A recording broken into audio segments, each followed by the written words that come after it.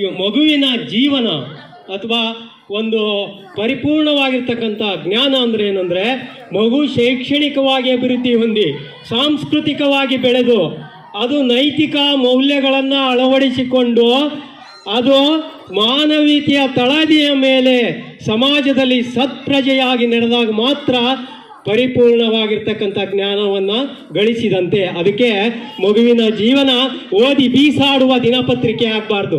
ದಿನಪತ್ರಿಕೆಯನ್ನು 5 ರೂಪಾಯಿಗೆ ತಗೊಂಡು ನಾವು ಓದ್ತೇವೆ, ಓದಾದ ನಂತರ ಅದನ್ನು ಬೀಸಾಡ್ತೇವೆ. ಮಧ್ಯಾಹ್ನ ತನಕ ಸುದ್ದಿ, ಮಧ್ಯಾಹ್ನ ಮೇಲೆ ರದ್ದಿ. ಆದ್ದರಿಂದ ಏನಾಗಬೇಕು ಅಂದರೆ ರಾಮಾಯಣ ಆಗಬೇಕು, ಮಹಾಭಾರತ ಆಗಬೇಕು, ಕುರಾನ್ ಆಗಬೇಕು, ಬೈಬಲ್ ಆಗಬೇಕು, ಭಗವದ್ಗೀತೆ ಆಗಬೇಕು. ಇಲ್ಲೆಲ್ಲದಕ್ಕಿಂತ ಹೆಚ್ಚಾಗಿ ಬುದ್ಧ, ಬಸವ, ಗಾಂಧಿ, ಅಂಬೇಡ್ಕರ್ ನಾಡಿನಲ್ಲಿ ಅಂಬೇಡ್ಕರ್ ರಚನೆ ಮಾಡಿರ್ತಕ್ಕಂಥ ಸಂವಿಧಾನವಾಗಿ ಮಕ್ಕಳ ಜೀವನ ಹೊರ ಹೊಮ್ಮಬೇಕು.